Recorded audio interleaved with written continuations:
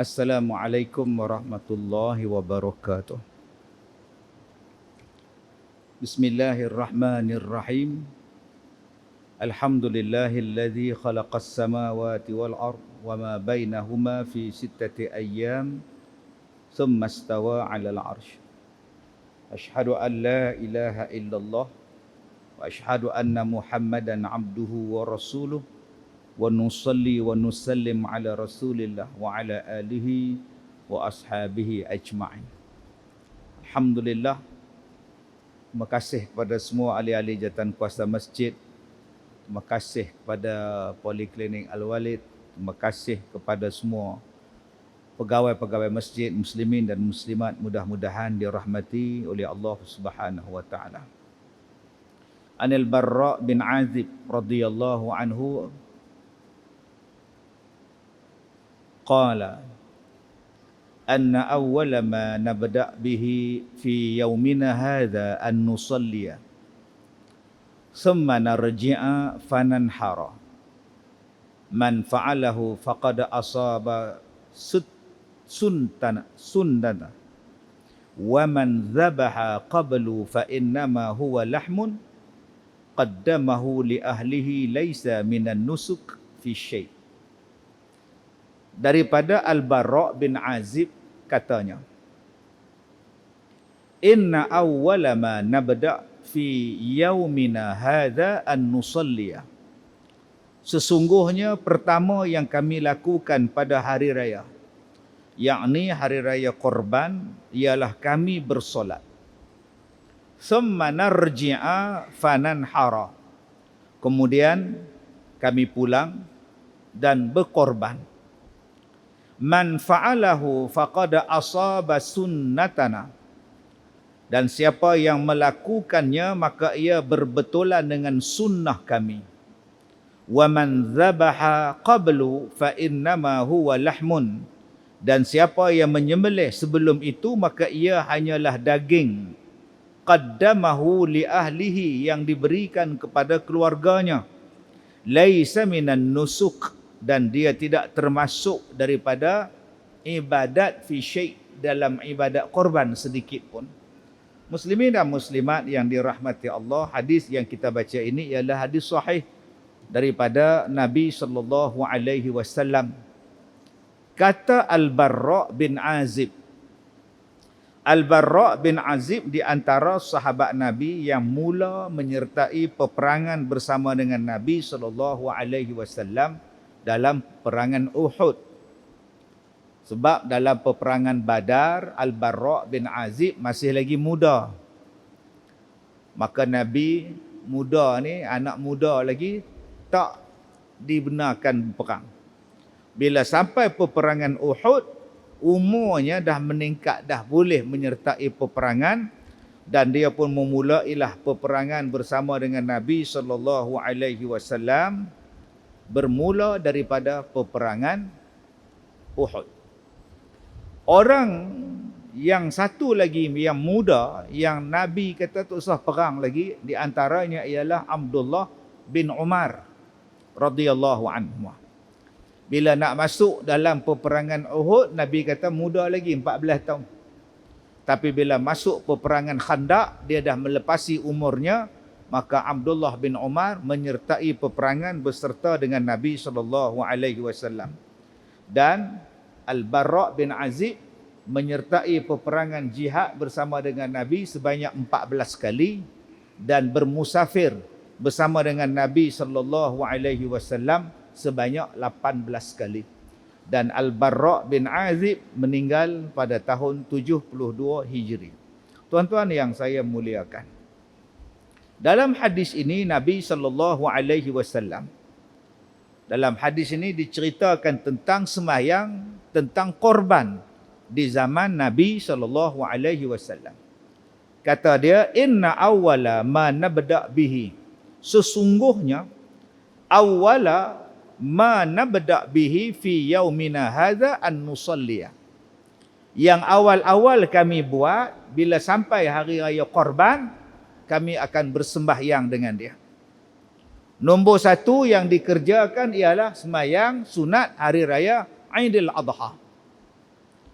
Baik, bila terbit matahari, bila dah sepegalah atas daripada dia, maka dah boleh dah melaksanakan ibadat, melaksanakan sembahyang sunat Aidil Adha. Dan selepas sembahyang sunat Aidil Adha baru boleh buat korban pada masa itu. Jadi tuan-tuan yang saya muliakan, ada orang yang sembahyang sunat hari raya Aidil Adha pukul 9 pagi, boleh.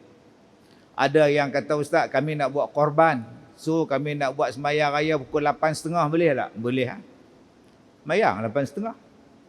Sebab apa nak buat awal sikit? Sebab kami nak buat korban, takut tak dan. Buat. Silakan. Ustaz, kalau kami buat korban subuh, kami ada kilang, ada ladang, kami buat korban, sembelih korban, hari raya yang pertama tu sebelum subuh, ustaz. Itu bukan dikira sebagai korban, itu daging biasa. Dia nak buat korban, lepas hang sembahyang raya, api buat korban. Kata dia, yang pertama sekali kami buat ialah sembahyang. Lepas sembahyang apa kami buat? Thumma narja'a. Kemudian kami balik ke rumah. Dan bila balik ke rumah kami buat apa? Fananhara. Kami sembelih korban. Baik. Satu, sembahyang berjamaah. Sunat. Di mana? Di Padang. Nabi Muhammad sembahyang hari raya di Padang. Open. Sebab orang perempuan boleh datang, anak dara boleh datang, janda boleh datang, main dengar khutbah. Itu yang buat di luar. Habis tu ustaz, kita yang buat di masjid. Hak kita sembahyang raya fitri, raya adha, semua buat dalam masjid, dalam surau. Mai ke mana ustaz? Nabi sembahyang raya di luar, kita sembahyang raya dalam. Kalau ikut setengah ustaz, bid'ah selalu. Ikut ustaz-ustaz muda hari ni, bid'ah. Tuan-tuan, kalau saya kata bid'ah, tuan-tuan sembahyang raya dalam masjid, tuan-tuan kata apa? Diam. Hak tahlil buh bid'ah, telkin buh bid'ah, kunut besok pagi bid'ah. Baca Yasin malam ni bid'ah. Mai sembahyang raya, Nabi mana ada buat sembahyang raya dalam masjid? Kenapa tak buh bid'ah? Pasal hang buat. Pasal hang buat, maka tak buh bid'ah. Hukum dia harus sembahyang hari raya di mana-mana saja. Di padang ke, dalam dewan ke, dalam masjid ke, hukum dia harus. Tambah kita ni pula cuaca di Malaysia ni sat hujan, sat panas, sat ribut, sat hujan, maka boleh sembahyang dalam masjid. Taknya jadi tu bid'ah. Okey ustaz, kalau saya nak sembahyang di padang boleh tak? Buat. Tak ada larangan, silakan. Kalau saya nak sembahyang dalam masjid, boleh ustaz? Boleh, silakan. Kalau saya nak sembahyang raya di rumah, boleh tak ustaz? Silakan. Sebab ada orang yang sembahyang raya di rumah. Dia tak larat pergi masjid, gaut, sembahyang di rumah. Silakan. Sebab tu saya kata tadi, sembahyang sunat hari raya itu, buatlah di mana pun. Tapi Nabi buat di padang. Jadi kalau kita tak ikut Nabi, adakah jatuh bid'ah ustaz? Tak, sebab tidak ada hadis yang melarang sembahyang di tempat lain. Yang hanya suruh sembahyang di padang saja, tak ada hadis tu. Sembahyanglah. Sebab itu jangan cepat kita membid'ahkan. Dia kata kalau Nabi buat, kita buat. Kalau Nabi tak buat, kita tak buat. Oh, kalau macam tu, tak usah masuk pertandingan berkuda, tak usah belajar berenang. Nabi Muhammad mana pernah berenang. Tapi ada yang kita duk baca. Sukan yang digalakkan, riadah yang disuruh digalakkan, berkuda, memanah, berenang. Nabi berenang sungai mana? Laut mana? Jadi yang kita duduk berenang tu Nabi buat ke tak? Tak, tu bid'ah. Jangan kata bid'ah ustaz. Sebab tu jangan hang cepat-cepat membid'ahkan benda lain. Belapang dada lah benda khilafiah. Begitu juga belapang dada dalam bab sembahyang hari raya, baik di padang, baik di luar masjid, baik di dalam masjid, dalam surau dan sebagainya, silakan. Kemudian kata, selepas kami sembahyang hari raya, apa kami buat? Kami balik. Narji'ah, kami balik. Balik ke mana? Balik ke rumah. Apa buat? Fananhara, maka kami buat korban. Buat korban di mana? Di rumah. Kita pula buat korban di masjid. Lepas sembahyang raya, sedia nasi lemak ke, nasi bungkuih ke, menyerok dulu. Lepas tu kita buat korban.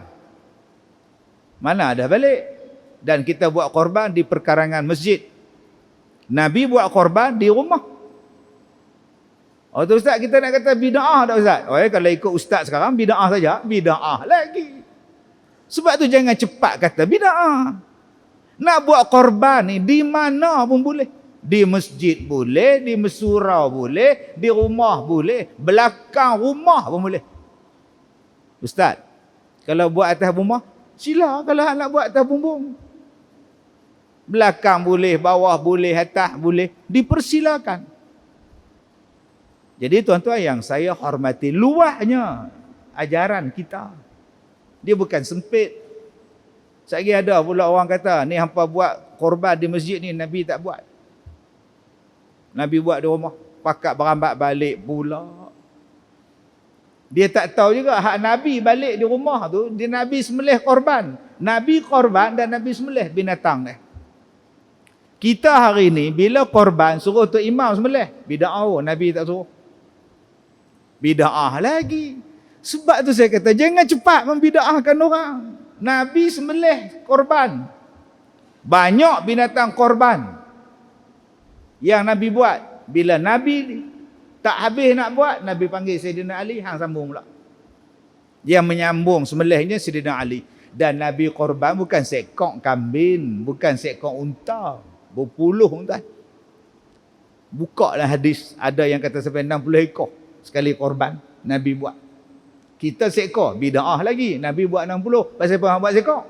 Sudah bid'ah lagi. Sebab tu saya kata lagi ulang, jangan cepat membid'ahkan orang. Hang kalau betul-betul nak ikut hak Nabi, tu ni ikut dia. Tahun ni pun hang tak masuk korban.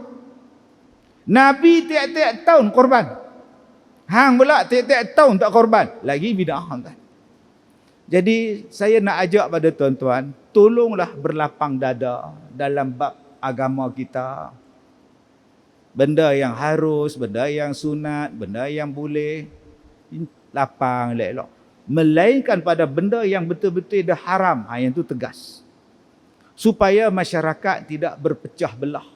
Maka balik ke rumah, apa kami buat? Kami sembelih korban. Man fa'alahu faqad asaba sunnatana. Siapa yang buat macam tu kata Nabi, maka dia adalah daripada sunnah kami. Wa man dzabaha qablu fa innama huwa lahmun qaddamahu li ahli. Siapa-siapa yang sembelih korban awal daripada waktu itu, maka dia hanyalah daging yang biasa diberikan makan kepada keluarganya. Laisa minan nusuk fi syai'. Dia tidak termasuk di dalam nusuk, di dalam ibadat korban sedikit pun. Maka orang yang buat korban sebelum daripada masa dia, maka dia tak dikira sebagai korban sedikit pun. Dia hanya dikira sebagai memberi makan biasa. Dia hanya dikira bersedekah biasa. Jadi tuan-tuan yang saya muliakan, bila kita sebut tentang korban, ada masanya.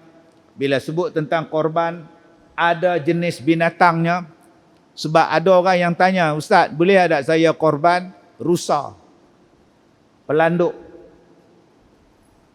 Saya kata, tak boleh lah bang. Dia tak dimasuk binatang ternak. Dia kata, apa pula? Rusa hari ni orang ternak tak? Rusa, pelanduk, orang ternak dekat Sungai Siput tu, orang ternak dekat rusa, dekat Sungkai, orang ternak rusa. Saya kata, abang, dekat Sungkai tu, sebelah ladang rusa tu, ladang rimau. Pun orang ternak tak? Apa tak korban rimau? Kalau nak kira ternak, boya pun orang ternak, kaki empat tak? Habis sebelah boya. Dia guna otak dia. Sekarang ni Ustaz, korban apa nama rusa, pelanduk ke, kijang ke, orang dah ternak. Dia tak dipanggil al-an'am. Dia kena binatang ternak. Dia guna kepala otak dia. Lah ni orang ternak rusa kan? Daging rusa boleh kita beli dah. Dia bukan binatang ternak, faham tak? Tak usah faham dah. Lah rusa dah diternak. Tak, saya faham, abang yang tak faham. Dia binatang ternak ni dia tak boleh bertukar, naik. Disebabkan boya dah diternak, maka dia dimasukkan kategori al-an'am. Dimasukkan rimau belang dah diternak, rimau belang pun al-an'am. Oh, jenuhnya tu. Binatang ternakan ada yang disebut, ini dia yang boleh disembelih sebagai binatang korban. Tuan-tuan, saya jumpa dengan satu orang. Dia kata, Ustaz tahu tak sekarang orang Arab banyak makan babi? Saya tak tahu. Mana saya tahu? Ustaz kena tahu. Tak, saya tak mau ambil tahu. Buat apa saya ambil tahu? Kan ada faedah pada saya. Ustaz tahu tak apa alasan mereka makan babi? Dah saya kata saya tak tahu, saya tak tahu. Dia kata, Ustaz, orang Arab kata babi yang sekarang ni bukan macam babi zaman Nabi dulu. Oh, macam mana pula dah? Zaman dulu, betul babi tu kotok. Makan segala mak nikah semua. Dia berak, dia makan. Dia berak, dia makan. Kotok, Ustaz, sebab tu. Haram. Habis tu, hak babila ni. Babila ni, Ustaz, bersih dah. Oh. Dia ternak pun dalam ekor. Bagi makan dedak. Nugget, semua makan, Ustaz. Oh. Jadi babi tu tak macam dulu dah. Dulu betul kotok. Oh. Ada, Ustaz. Jenis nak makan babi ni, dia cari jalan. Macam mana nak pergi halal?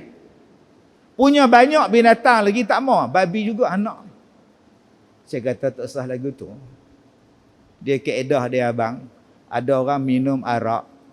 Sebotol pun tak mabuk. 2 botol pun tak mabuk. Ada orang minum setengah pun dia mabuk dah. Kalau banyak memabukkan, sikit pun haram ke, abang? Dia bukan kata yang haram tu, Ustaz, bila mabuk. Kalau tak mabuk tak haram. Mana boleh kaedah macam tu? Al-halal bayyin wal haramul bayyin. Yang halal jelas, yang haram jelas. Sebab tu tuan-tuan, saya seronok bila datang ke masjid tuan-tuan ni. Paksa apa saya seronok? Paksa majlis ilmu banyak. Yang mengajak pula tok-tok guru semua, tuan syekh semua. Allah, untung orang Bandar Laguna ni. Untung orang Andalusia ni. Rugi kalau kita tak ambil ilmu banyak. Tiap-tiap malam kuliah. Tiap-tiap malam kuliah. Allahu Akbar, syukur tuan-tuan. Sebab di luar sana ramai orang yang tak erti. Dia nak buat korban tapi dia tak erti. Ustaz, saya nak buat korban. Untuk siapa ya? Untuk saya, isteri saya, anak 2 orang. 4 orang lah. Dah. Ada lagi 3. Siapa lagi 3? Arwah mak, arwah pak, arwah tok. Mati mereka ni kan? Mati dah tu nak buat kat mereka lah. Hak dia, hak orang mati dia buat lagi. Pasal apa nak buat? Buat untuk orang hidup sudah lah. Dah, Ustaz, takkan tak boleh buat kot, kita ingat kat mereka.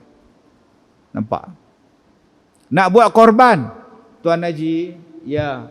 Saya nak minta Tuan Haji bagi pihak masjid, tolonglah Tuan Haji sembelih. Kami ada 15 ekor lembu tahun ini. Jadi tukang sembelih kita, Haji Mat, dia pergi haji. Jadi tak ada siapa nak sembelih. Jadi kami nak booking haji dululah. Jadi macam mana nak kira haji? Saya tak ada kira apa. Hampa panggil saya pergi. Cuma saya nak satu je lah, upah saya tak mau. Upah duit apa saya tak mau. Kalau hampa nak bagi upah agak, saya minta 15 ekor kepala lembu tu saya nak. Itulah upah saya. Pasal hampa kan reti makan kepala lembu pun.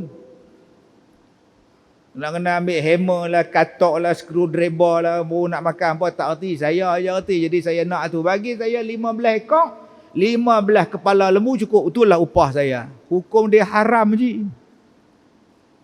Mana boleh ambil mana-mana bahagian anggota korban dijadikan upah. Surau buat mesyuarat AJK. Mesyuarat khas sempena korban. Tahun ini kita ada 8 ekor lembu. Jadi petugas ada 1 ekor 10 orang. Jadi semua petugas dapat kain tuala good morning dengan t-shirt lah. Korban 20-23. Jadi setiap petugas akan dapat 3 kilo seorang. Lah kita tak bagi duit lah, kita ambil 3 kilo seorang. Orang ramai kita bagi sekilo. Pengurusi, ya. Pasal apa kita lebih, orang lain kurang? Pasal kita buat kerja. Kita nak buat kerja tu, nak perebah bukan senang, nak buat turun lembu bukan senang, nak jaga lembu malam tu bukan senang. Nak cuci lah, nak korek lubang lah, apa backhoe pula rosak, nak korek lubang payah. Jadi hak mana buat kerja ni kita bagi lebih lah pasal upah dia. Yang ni yang haram. Pasal apa yang hang dapat 3 kilo, orang awam dapat sekilo. Ustaz ni bodoh sungguh. Orang kata depa ada 3 kilo pasal depa buat kerja. Hak mai orang ni main beratur ambil saja kerja apa dia ada. Tak boleh. Kalau hang nak bagi upah pada petugas, hang kena ambil benda yang lain bagi kat dia. Bukan ambil daripada binatang korban. Maknanya Ustaz, maknanya sekilo orang luar dapat, sekilo hak petugas dapat. Tak apa, Ustaz buat kerja, saya nak balik kampung. Kita usaha tak balik kampung nak buat korban. Mak panggil pun kita tak balik nak buat korban, bagi sekilo apa? Tak mau. Tak mau sudah. Hang nak makan benda haram. Okey Ustaz, kami dah edar semua dah. Satu bandar Laguna ni habis dah dapat. Ada lagi 30 kilo Ustaz, tak habis. Boleh tak kami bagi pada petugas pasal tak habis? Boleh. Pasal apa boleh dapat lebih? Pasal benda tu tak habis, bagilah, ambil. Tak apa. Tapi kalau set daripada awal, petugas 3 kilo, 3 kilo, tukang sembelih kepala lembu hang dapat. Yang tu yang tak cik tu. Jadi kadang-kadang mai korban ni tuan-tuan, dia jadi penin. Bila kita cakap macam ni, dia tak setuju, dia tak setuju, dia tak setuju.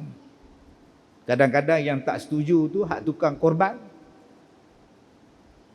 Kita bagi kat dia, makcik korban kan, nama makcik Rogayah kan, ya Rogayah. Macam ni makcik dapat ni bahagian makcik lah. Ada 2 kilo daging, ni adalah sikit paru lah, hati lah, apa semua ni. Lidah ada, lidah.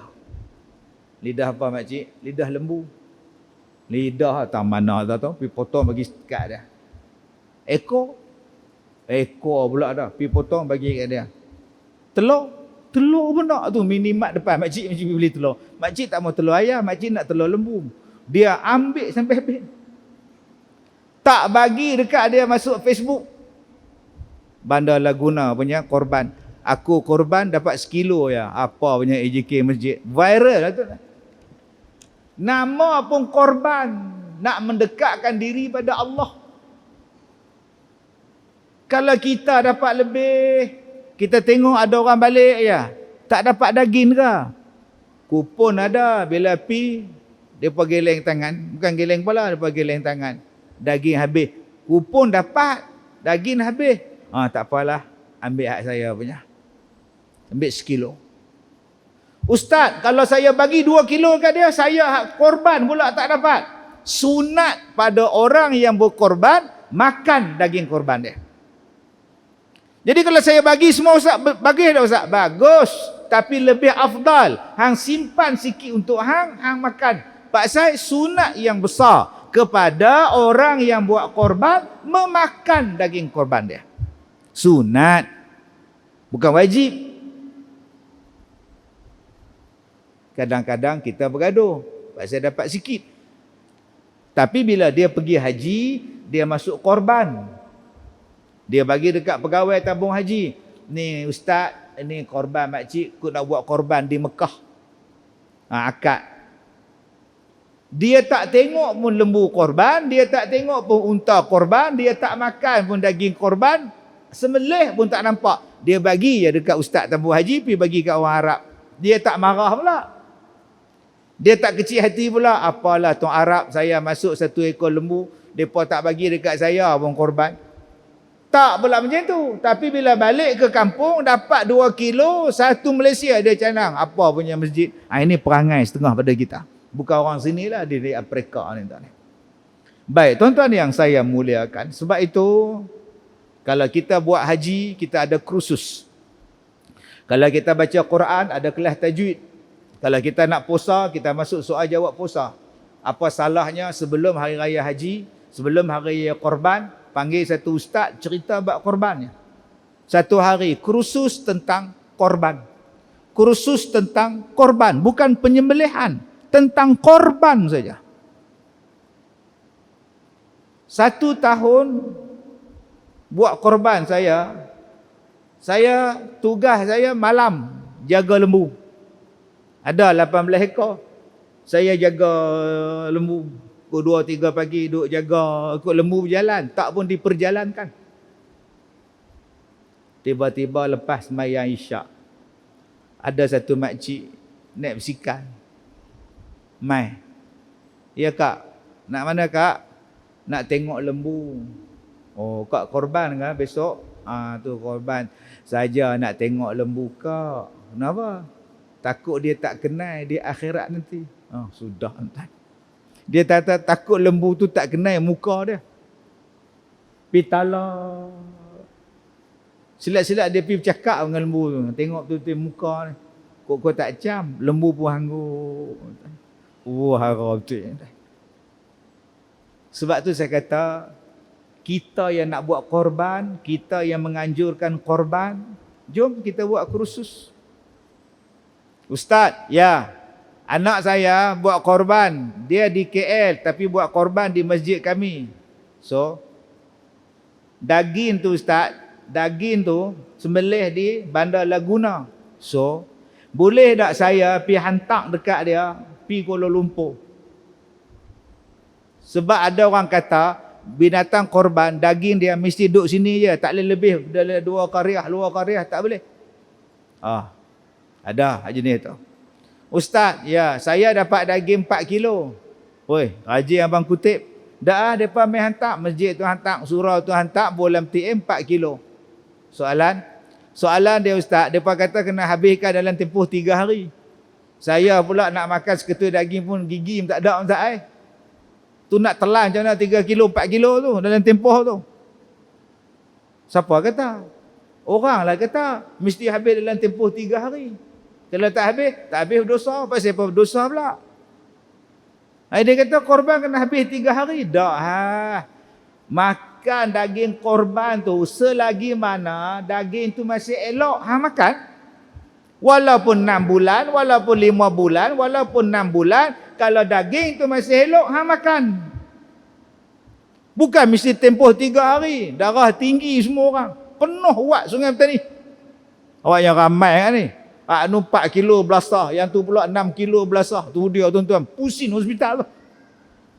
Sebab itu saya kata tadi, kalau kita nak semayang, kita ada kursus. Nak umrah, kita ada kursus. Nak haji, kita ada kursus. Bagi orang yang pertama kali nak buat korban, mai panggil dia kursus. Buka kitab tentang korban. Supaya korban yang dia buat itu betul ada ilmu dia. Betul cara dia. Baik, tuan-tuan yang saya hormati. Yang pertama, pensyariatan solat hari raya Aidil Adha, di mana solat sunat hari raya Aidil Adha hendaklah dilaksanakan terlebih dahulu daripada korban, seperti mana yang menjadi sunnah bagi Nabi sallallahu alaihi wasallam. Ada di satu zaman seorang khalifah sembahyang sunat hari raya. Dia sembahyang sunat hari raya, dia baca khutbah dulu. Lepas tu baru dia nak sembahyang sunat. Tengah dia baca khutbah tu, bangun satu orang. Dia kata Nabi tak pernah buat. Nabi tak pernah buat sembahyang raya, khutbah dulu, lepas tu turun sembahyang. Tak. Tu sembahyang Jumaat. Khalifah ni kata, kita sekarang ni berubah mengikut zaman. Kalau aku baca, aku sembahyang dulu, lepas tu baru nak khutbah, nanti orang balik. Tapi kalau aku khutbah dulu, baru sembahyang, orang tak balik sebab orang nak tunggu sembahyang. Ni dia tuan-tuan. Macam zaman sekarang. Sembahyang Jumaat, khutbah dulu, orang tak balik. Mai sembahyang raya, setengah masjid balik. Pas sembahyang Allahu Akbar, Allahu Akbar, habis sembahyang raya, naik tu imam atas mimbar, setengah masjid balik. Pak siapa dia balik Ustaz? Bangla. Dia bukan faham orang tu kata apa. Balik puak-puak tu pegang tangan balik. Dia pegang kaji pegang tangan berjalan ramai-ramai tuan ni. Ada orang marah. Hoi, balik pasal apa? Balik, dengar balik. Sunat dengar khutbah. Dia pun tak mau dengar. Nak kata apa? Kesempurnaan sembahyang tu kurang. Sebab apa saya kata penting tuan-tuan? Sebab ada orang tak erti. Allahu Akbar. Allahu Akbar. Rakaat pertama. Mai rakaat kedua. Allahu Akbar. Bismillahirrahmanirrahim. Dia sembahyang baca Fatihah terus. Ya rakaat kedua betul dah. Yang rakaat pertama betul dah. Mai rakaat kedua dia terlupa pula nak baca takbir. Dia terus pergi baca Fatihah. Assalamualaikum warahmatullahi. Assalamualaikum warahmatullahi. Terus bangun. Tuan-tuan, kita ulang balik sembahyang. Saya terlupa takbir rakaat kedua. Ulang balik pula tuan-tuan. Itu satu hal. Yang tak cukup takbir. Allahu Akbar, Allahu Akbar. Rakaat pertama dia buat 5. Habis-habis sembahyang Tok Bilal tegak, imam baru 5. Lah, betul? Kita buat lain pula dah. Oh, sudah entah. Dia tak perasan. Jadi kalau di surau tuan-tuan, di mana-mana tuan-tuan, kalau boleh kita buat kursus balik. Maklumlah setahun sekali kita cerita betul-betul, tanya betul-betul tentang bab korban, tentang bab sembahyang dan sebagainya, supaya apa yang kita buat itu menjadi betul. Baik, korban hukumnya sunat mengikut pendapat jumhur ulama yang masyhur. Abu Hanifah mazhab Hanafi berpendapat korban adalah wajib sekali dalam setahun bagi orang yang bermukim, sedangkan dua sahabatnya Abu Yusuf dan Muhammad mengatakan hukumnya adalah sunat. Lain punya pendapat ulama, semua mengatakan adalah sunat. Mengikut mazhab Syafi'i, sembelih korban bermula apabila tempoh selesainya 2 rakaat solat serta bacaan khutbah yang ringkas setelah naiknya matahari. Tuan-tuan, waktunya ialah paling afdal solat sunat Idul Adha ialah setelah matahari naik sekadar segalah atau kira-kira setengah jam selepas daripada itu. Baik, itu hadis yang pertama tentang korban, waktu korban dan sebagainya. An Aisyah radhiyallahu anha anan Nabi sallallahu alaihi wasallam dakhala alaiha. Bahawa sesungguhnya, kata Siti Aisyah, bahawa sesungguhnya Nabi sallallahu alaihi wasallam dakhala alaiha wa hadat bisarifin. Nabi masuk menemuinya sedangkan beliau pada masa itu didatangi haid ketika berada di saraf, bisarafin, qabla an tadkhula Makkah wa hiya tabki. Sebelum nak masuk kepada kota Mekah, dan Siti Aisyah jumpa Nabi.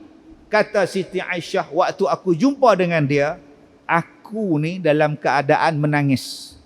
Aisyah tu sedang menangis.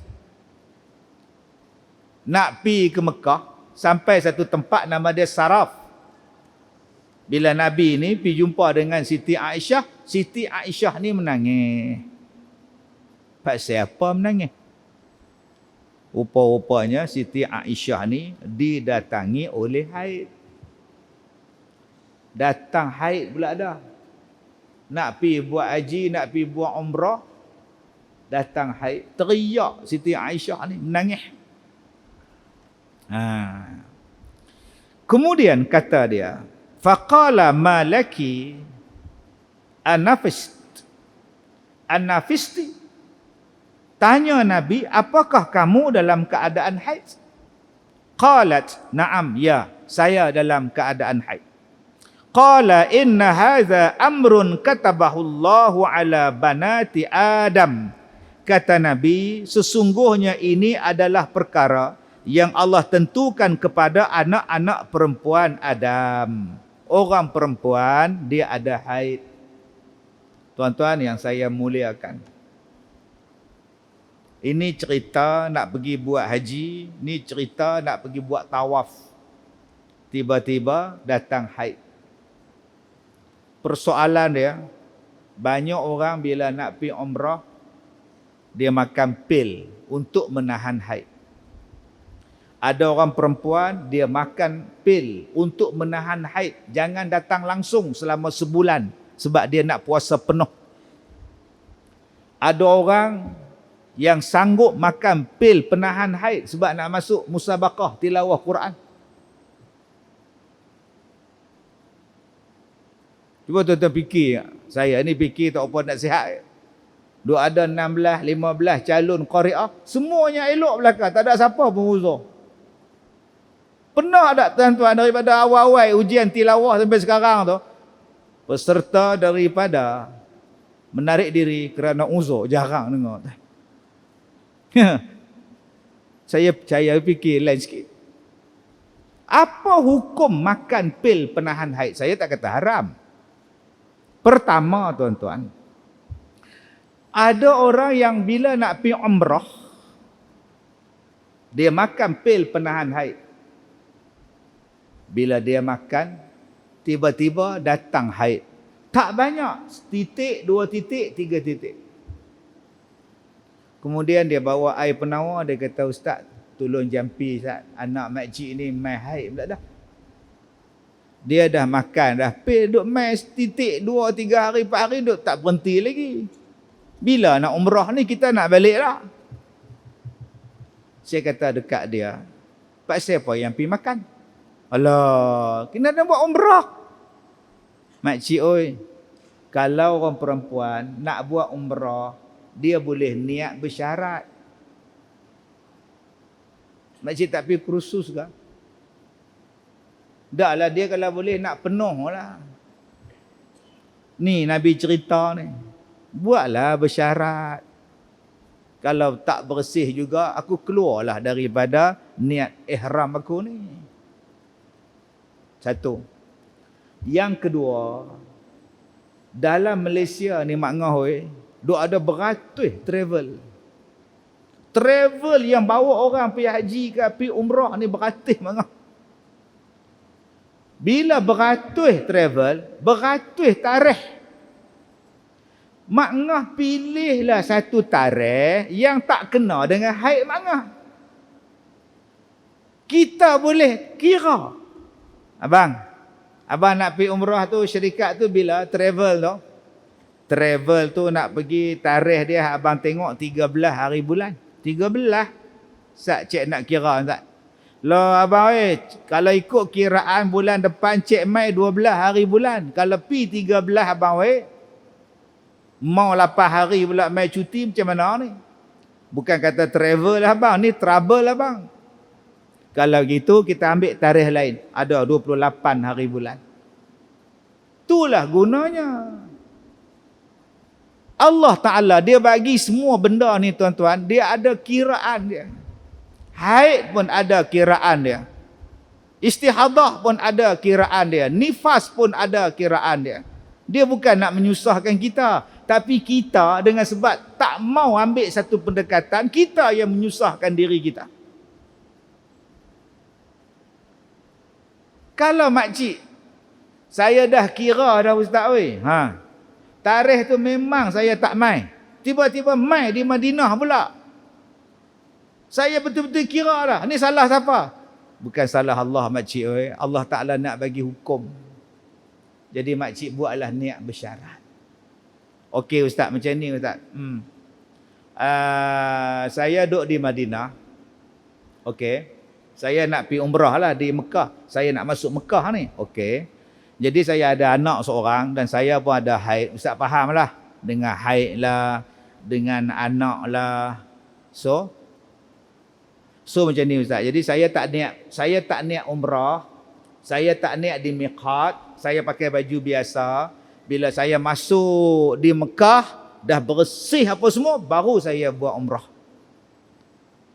Jadi saya pun niat masuk gitu saja lah ustaz. Orang lain berhenti kat Bir Ali, saya minum air saja. Tak ada tabah. Pasal apa? Saya malas nak buat umrah, anak kecil lah, payah lah ustaz. Jadi biar suami habis dia punya dulu umrah dia, Jadi bila dia habis umrah, dia jaga pula anak saya pula pergi turun buat umrah Ustaz. Saya ni minyak dekat dengan Tanaim.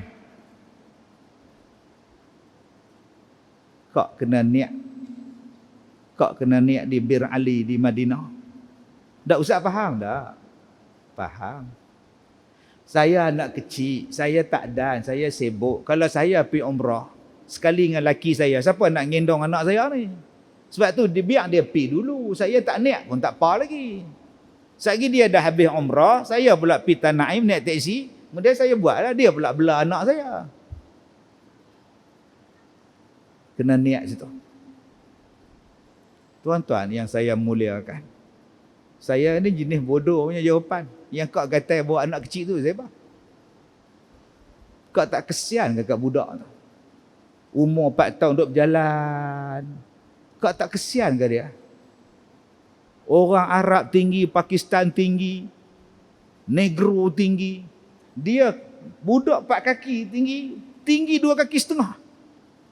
Jalanlah dengan keihram tu. Kau tak kesian ke dekat dia?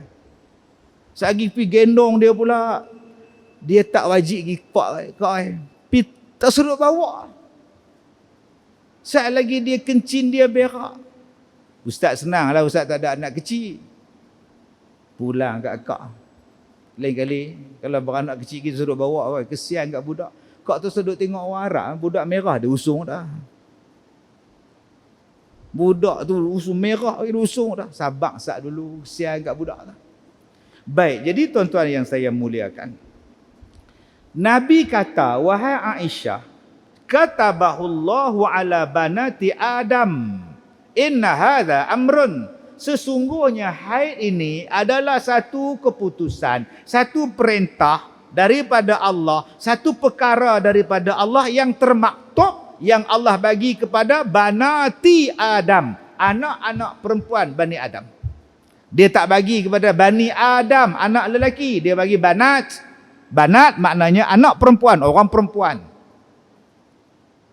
Jadi orang perempuan, janganlah malu bila datang haid.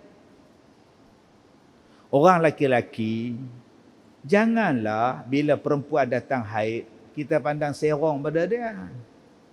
Ada setengah orang, setengah agama, setengah bangsa, bila isteri dia haid, apa dia buat? Pindahkan tempat tidur. Haid, belakang. Kamu haid, tidur kat dapur. Kamu haid, tidur kat bawah. Jangan tidur dengan abang.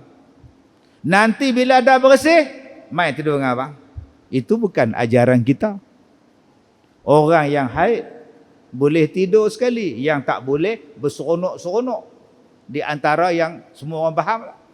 Duduk sebelah tak apa. Ada setengah bangsa, tuan-tuan, bila perempuan dia datang haid, masak tak boleh. Jangan masak, nanti basi.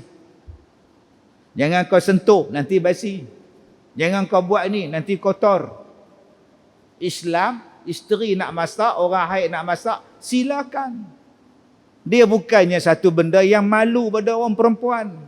Sebab Nabi sebut, inna hadza amrun, ini adalah perkara katabahullahu ala banati Adam, yang Allah maktubkan pada orang perempuan. Sebab tu orang perempuan bila datang haid, seronok. ABC, Allah bagi cuti. Rehat. Tetapi kenapa yang Siti Aisyah menangis bila datang haid? Sedangkan kata Nabi, haid ini Allah Ta'ala bagi pada orang perempuan. Tak payah menangislah. Faqdi ma yaqdil hajj ghaira alla tatufil baiti. Kata dia, maka hendaklah kamu lakukan sebagaimana dilakukan oleh orang yang mengerjakan haji, kecuali tidak boleh tawaf di Kaabah. Yang kamu tak buatnya ialah tawaf. Pasal kamu haid.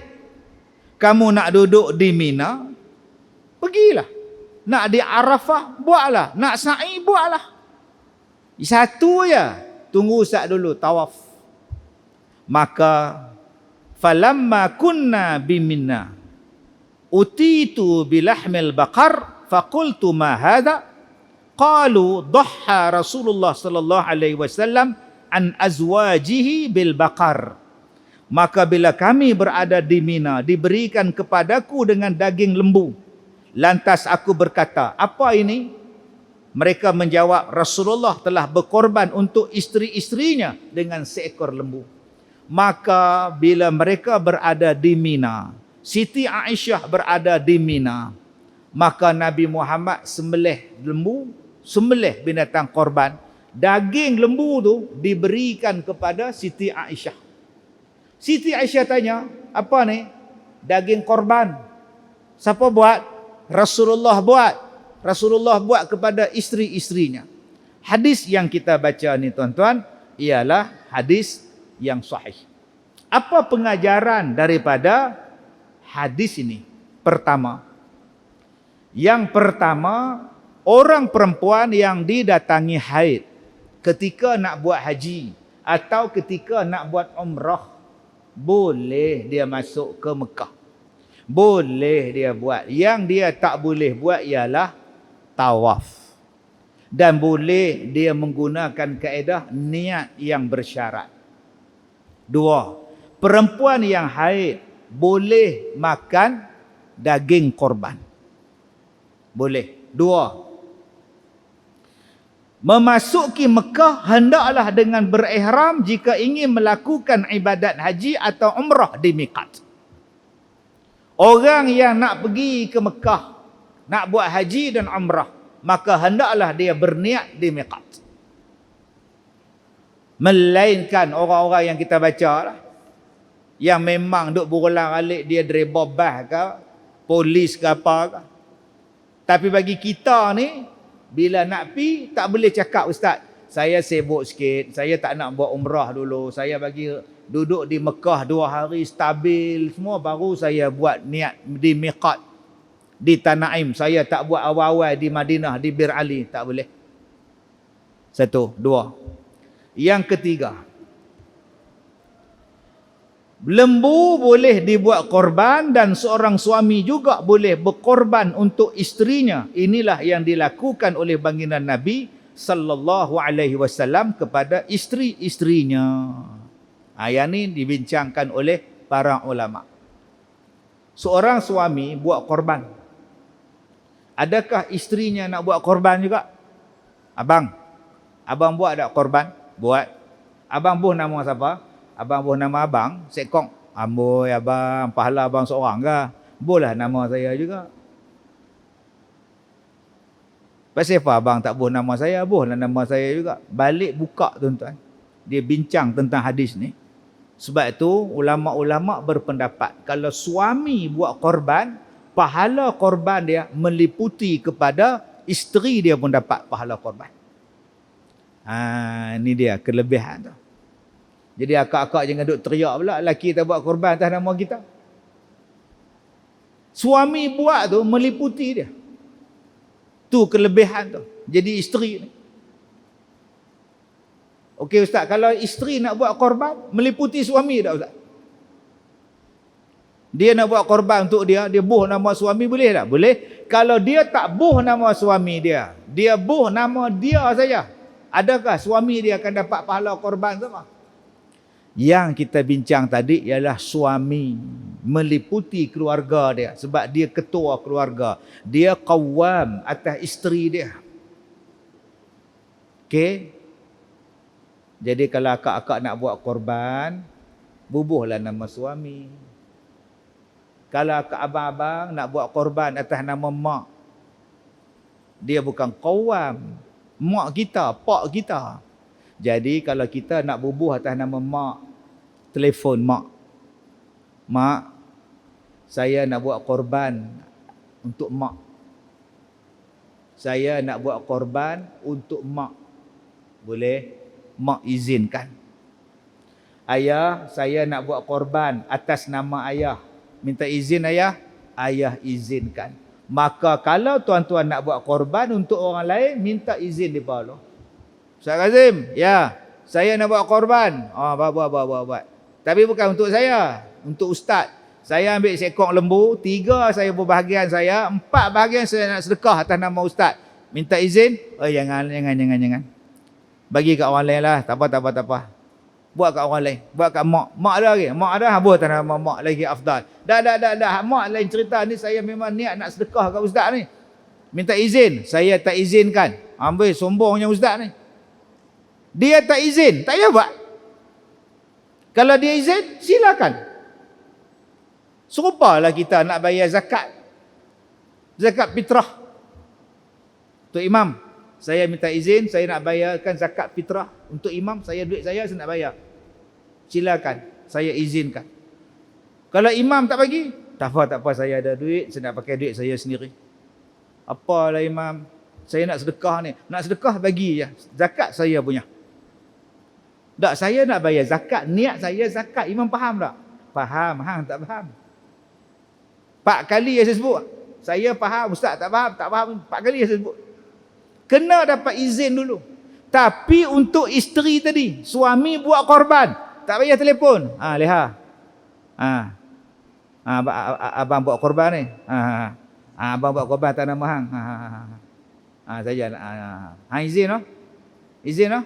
Okey, masih tak payah. Buat saja.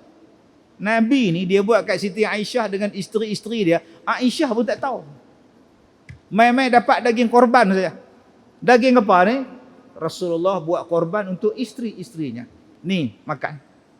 Sebab itu tuan-tuan yang saya hormati. Bila kita faham daripada hadis-hadis yang berkenaan dengan korban, hari raya, Aidil Adha dan sebagainya. Kadang-kadang banyak orang yang bila dia tak belajar, dia tak memahami kaedah dia. Ada yang kata tak boleh buat korban sebelah malam. Siang raya haji, malam siang tu hujan, lepas sembahyang hujan. Tak boleh nak rebah lembu, tak boleh nak korban. Pengurusi umum kita buat belah malam. Apa hukum korban ustaz belah malam? Saya jawab, nak korban subuh pun boleh. Janji lepas sembahyang raya. Buat hari raya kedua lepas subuh, boleh. Silakan. Tapi kalau hang buat sebelah malam, nampak ke pisau tu, nampak ke lembu tu hang nak korban, nampak ke hang nak lapah, nampak ke? Dia kata ustaz lampu spotlight cerah tak? Macam stadium bola tak? Tak apa.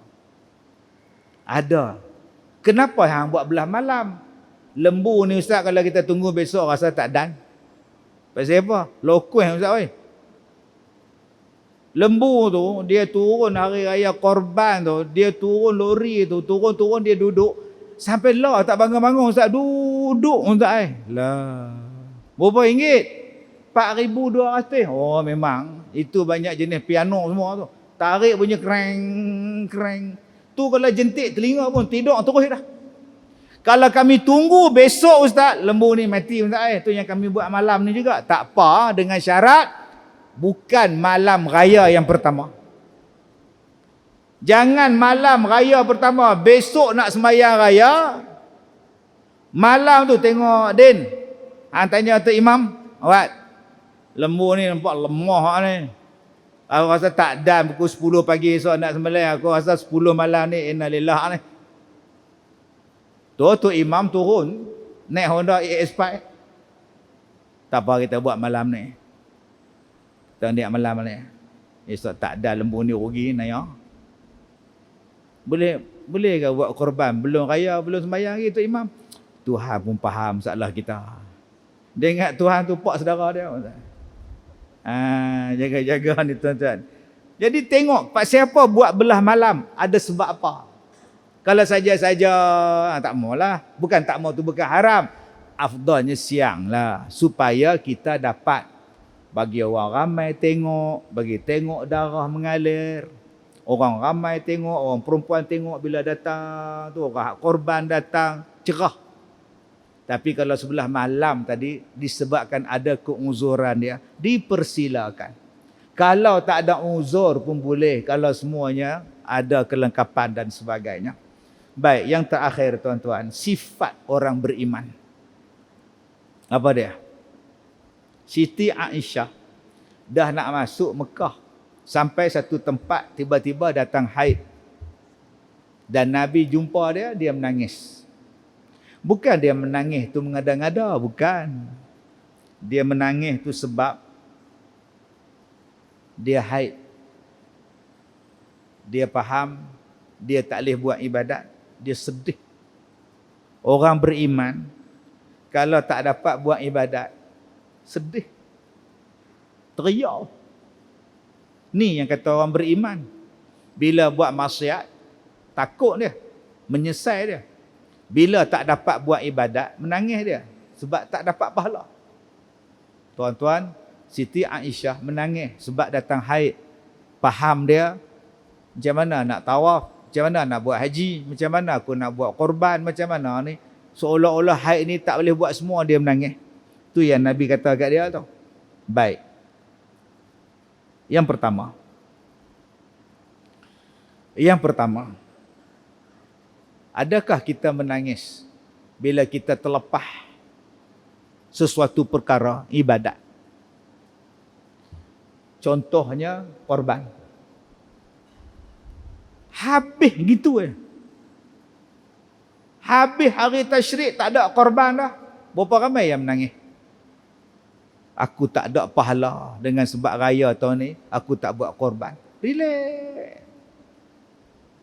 Yang dia menangis sebab terlepas tiket konsert. Teriak sungguh. Yang dia terlepas dia teriak. Hilang handphone, teriak. Hilang kereta, teriak. Tapi hilang pahala, tak teriak. Masa bila hilang pahala? Mengumpat. Pahala kita dapat kat dia. Memfitnah. Pahala kita dapat kat dia. Mengadu domba. Pahala kita pergi bagi kat dia. Ni nama dia dosa lidah. Berapa ramai yang menangis? Nangis. Ustaz, saya mengumpat dalam hati. Saya tak mengumpat di mulut. Dia kata dalam hati tak apa, tak bukan dengar. Mulut betul. Tuan-tuan duk ngumpat. Ustaz mana main ceramah dengan baju batik dia hitam, putih, merah, main mana? Tu nama dia ngumpat. Ada setengah orang mengumpat. Seorang lagi tak mengumpat. Mana punya ustaz ni? Pukul 9, 10 minit. Tak berhenti lagi. Bodoh betul. Tak sembahyang isyak ke orang tua ni? Hak sebelah tu tak kata apa. Hak sebelah tu tahu. Jenis payah. Dia tu ya. Dua-dua mengumpat. Hak nombor 3 tak kata apa. Dengar aja. Dihangguk je. 3-3 mengumpat. Pahala hak kita sembahyang tu free daripada orang. Yang kedua, mengumpat dalam hati. Mengumpat dalam hati ada beberapa jenis. Pertama, nama dia lintasan. Kita tengok satu orang, muka dia macam cerita Bukit Kepung, Komeneh, hati trompet. Muka. Kita kata Allah, Allah. Allahu Akbar, Allah, muka dia. Lintasan, automatik tak kata. Tuan-tuan pernah tengok ada orang ni, hak muka tangan habis ni nek ni. Kita pula semayang sebelah dia, habis semayang dia salam kita. Nek bulu rumah kita ni. Lah. Tuan-tuan terkejut, Allah, apa hal dia ni? Itu dimaafkan sebab spontan. Tetapi kalau dalam hati pun, nyusahkan orang apa. Tuan-tuan duk layan dalam hati, iaitu ngumpat. Sama dia dengan mengumpat lidah yang berbunyi. Walaupun tak berbunyi, hanya dalam hati. Yang dimaafkan tu lintasan. Pi tengok orang hitam, Allah. Pi tengok orang rendah pula, kemetok je. Kemetoknya spontan. Yang tu lain. Yang tak dimaafkan ni tuan-tuan, tak padan dengan pendek, cakap banyak pula, aku sepak sekali lagi. Dalam hati, itu ngumpat nama dia. Okey. 2. Sifat orang beriman menangis bila terlepas buat ibadat. Yang tadi menangis sebab pahala hilang. Yang ni pula terlepas pasal buat ibadat. Aisyah menangis sebab datang haid. Bukan dia sedih haid tu mai. Dia sedih sebab terlepas. Tu yang Nabi pujuk dia. Haid itu berlaku pada orang perempuan. Yas'alunaka 'anil mahid qul huwa adzan fa'tazilun nisa' fil mahid. Biasa tu. Tetapi orang perempuan walaupun dia datang uzur, dia tak boleh semayang, dia boleh dapat pahala kod lain. Pahala mendengar majlis ilmu, dapat pahala. Walaupun dia tak duduk dalam masjid, dia duduk di luar. Sebab tu ada setengah masjid disediakan dewan di luar, ada CCTV, ada skrin, ada kamera, ada aircon. Perempuan yang uzur, yang bawa anak boleh dengar ceramah. Dia bagi pada orang perempuan untuk dengar kuliah. Sekarang tak payah buat dah. Sebab sekarang orang dengar kuliah melalui kamera. 1, 2, 3, 4, 5, 6. Duduk di dapur pun mak ngah leha boleh dengar. Kak Nap uzur, tak datang masjid dah. Dengar atas katil dia. Dapat pahala walaupun Kak Leha uzur. Tak payah datang, tak apa dah masjid. Pasal apa? Mereka buat live. Bukan kata Kak Leha tak datang masjid. Dengan suami Kak Leha pun tak main masjid. Abang tak pergi masjid ke dengan kuliah? Tak payah. FB live ada. Nampak tak? Yang mana faham? Tak faham sudah. Tak. Ada bagus mereka buat live. Tapi ada juga tak apa nak bagus. Tak lama lagi tuan-tuan semayang jemaah pun di rumah. Abang tak pergi masjid. Tak apa, meletak tu imam depan dah. Allah, kepada dia pun Allah sekali. Ni modern ustaz. Yang ketiga, tentang orang perempuan tadi ni. Saya sebut tadi, dia boleh dapat pahala berzikir, dia boleh dapat pahala orang baca Quran, dia dengar, dia boleh dapat pahala suami dia nak pergi masjid, dia sediakan baju, sediakan plekat. Macam-macam dia boleh dapat pahala. Jadi jangan kata bahawa bila kita ni, bila orang perempuan datang haid, pahala kurang banyak lah. Jangan. Dia boleh dapat pahala kod lain juga. Dan yang terakhir tuan-tuan yang saya hormati, bila sebut tentang korban, buatlah korban. Kalau tak boleh seekor, buat sebahagian. Ustaz, antara satu bahagian lembu, okey, dengan seekor kambing, mana besar fadilat dia Ustaz? Sedekah seekor kambing, sedekah seekor lembu sudah pasti besar fadilatnya daripada korban seekor kambing. Korban seekor lembu sudah besar manfaat fadilatnya daripada seekor kambing. Sedekah korban seekor kambing sudah pastilah besar fadilatnya daripada satu bahagian lembu. Itu kaedah dia gitu. Kalau nak ambil kambing, kalau nak ambil lembu, besar fadilat dia daripada seekor kambing. Kalau abang ambil seekor kambing abang seorang, lagi besar fadilatnya daripada abang kongsi seekor lembu 7 bahagian. Satu bahagian abang ambil.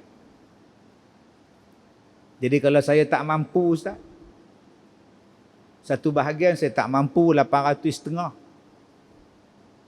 Nak ambil seekor lembu pun saya tak mampu 1,500. Kalau gitu apa yang abang mampu? Apa yang abang mampu? Yang saya mampu Ustaz, RM20 saya nak sedekah pada pihak masjid. Kok mereka nak buat kenduri, kok mereka nak bayar upah kepada tukang sembelih. Boleh tak Ustaz? Boleh. Ambil RM20, jumpa bendahari. Tuan Haji, saya tak masuk korban sebab saya tak ada duit. Ni RM20. Kalau Tuan Haji nak beli apa-apa ke, nak upah tukang sembelih, ni boleh pakai duit ni. Maka harus ambil dia. Harus ambil dia. Okey. Jadi kalau Ustaz, kalau saya tak mau bagi duit macam tu, saya nak beli barang Ustaz, beli kopi ke, beli susu ke apa ke, untuk buat kenduri hari tu, boleh. Dapat pahala. Tapi adakah dapat pahala macam besar macam orang korban? Tak. Abang dapat pahala bersedekah. Nabi kata ifsya'us salam, sebarkan salam. 2, Nabi kata wa it'amut ta'am, bagi orang makan. Nombor 3, wasilul arham, Nombor 4 Nabi kata wasallu bil laili wan nasu sunyamun. Yang 4 kau sembahyang malam waktu orang lain tidur. InsyaAllah mudah-mudahan engkau beroleh syurga. Jadi salah satunya ialah memberi orang makan. RM10 pun jatan kuasa ambil buat kenduri. RM15 pun mereka ambil buat kenduri. Hari itu sembelih 5 ekor lembu. Seekor lembu ambil satu bahagian bagi pada orang miskin. Okey, kita ada 5 ekor lembu, 4 ekor ni kita nak agih pada orang. Okey, seekor lembu kita nak buat kenduri. Seekor lembu korban. Jadi kita akan buat kenduri lah seekor tu. Hak lain kita agih. Bang, boleh abang masak kenduri. Tapi sunat yang afdal ialah bagi mentah.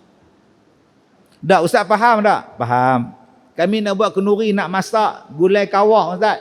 Boleh, harus. Tadi Ustaz kata, saya kata daging korban ini afdal bagi mentah. Supaya orang yang dapat daging korban, dia tahulah dia nak buat apa. Dia nak simpan buat serundin ke, boleh tahan 6 bulan. Dia nak simpan dalam peti air ke, boleh tahan 6 bulan. Dia nak masak kurma ke, tak pun dia orang miskin. Dia orang miskin, dia tak ada duit. Papa Kedana dapat 10 kilo. Nak buat apa ni? Dia pergi kedai tom yam, dia pergi bagi. Saya ada 10 kilo daging korban, saya orang miskin. Saya jual ke hampa. Hampa nak beli berapa? Tak apa. Ustaz, bukan tak boleh jual ke daging korban? Daging korban tak boleh jual. Tapi kalau dah dapat pada dia, dapat pada kita, kita ni pula miskin, ambillah harga sekilo RM40, bagi 20 sudah, aku nak pakai duit. Tak apa, pasal dia miskin. Yang tak bolehnya, siapa yang sembelih daging korban, timbang.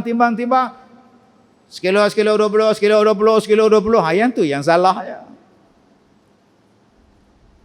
Tu yang salah. Sebab ada orang yang dapat daging korban, dia miskin, dapat 10 kilo. Nak buat apa? Dia dah pergi pun tak ada. Takkan nak bakar je dalam daging tu. Harus pada dia. Untuk jual lah pada orang. Okey Ustaz. Ni, besok Jumaat. Ya. Jadi saya dah agak lah benda hari masjid akan umum. Dia umum apa? Kita ada lembu yang terakhir 15. Yang ke-15. Setakat ni lembu yang terakhir ada 3 je panggu yang orang ambil, 4 lagi kosong. Jadi siapa yang nak masuk 4 boleh bagi nama pada saya lah, kita tutup lah. Ni Jumaat terakhir ni sebelum raya. Seorang pun tak datang Ustaz. Nak ambil 4 bahagian kosong. So boleh tak saya pergi jumpa Tok Imam tadi, bendahari tadi, 4 bahagian tu aku ambil. Ambil bagus. Tak, saya bukan nak buat korban. Lah, nak buat apa pula? Saja masuk. Saja saya masuk sebab nak bagi cukup 4 bahagian lagi. Tapi abang tak niat korban. Tak niat korban Ustaz, saya meniaga tom yam. Habis tu depa timbang berapa kilo, bagi 7, saya nak 4 tu sebab saya meniaga. Boleh tak Ustaz? Saya masuk sebab saya ni ada kedai tom yam. Saya masuk supaya lengkaplah lembu tadi jadi 7 bahagian. Bolehlah mereka buat korban Ustaz. Jadi 4 bahagian hak saya punya, saya tak bagi lah korban. Saya suruh mereka timbang, tolak apa semua, adil. Katalah dapat 70 kilo, 70 kilo dapat 10 kilo, 10 kilo, 10 kilo. 30 kilo hak korban punya. 40 kilo saya ambil. Saya nak meniaga tom yam Ustaz. Boleh tak Ustaz? Yang tak niat korban, share dengan yang niat korban. Boleh tak? Silap duduk depan, kena tanya pula. Boleh tak? Susah jawab. Duduk diam-diam sudah. Boleh tak tuan-tuan? Jawapan dia, tuan-tuan jemput saya ceramah lagi 33 tahun. Nanti saya bagi jawapan. Tuan-tuan. Baik, sekadar itu saja. Mudah-mudahan Allah bagi manfaat kepada kita. Kesimpulan kuliah kita malam ni, berlapang dadalah dalam menuntut ilmu. di dalam mengajar berlapang dadalah bila menyampaikan hujah dan sebagainya, sebab masing-masing ada pendapat. Kalau berkaitan dengan benda khilafiah, benda tu dah selesai 1400 tahun dulu dah. Tak payahlah kita rombak-rombak yang akhirnya membawa pergaduhan sama-sama masyarakat Islam. Terima kasih pada Poliklinik Walid, terima kasih pada Jabatan Kuasa Masjid, terima kasih pada tuan-tuan. Saya minta maaf jika terkasar bahasa. Saya nak pergi Kuala Lumpur pula besok 8.30 pagi, saya di TV Al-Hijrah siaran langsung insya-Allah. Sekadar itu sahaja, saya minta maaf jika terkasar bahasa. Wabillahi taufiq wal hidayah. Assalamualaikum warahmatullahi wabarakatuh.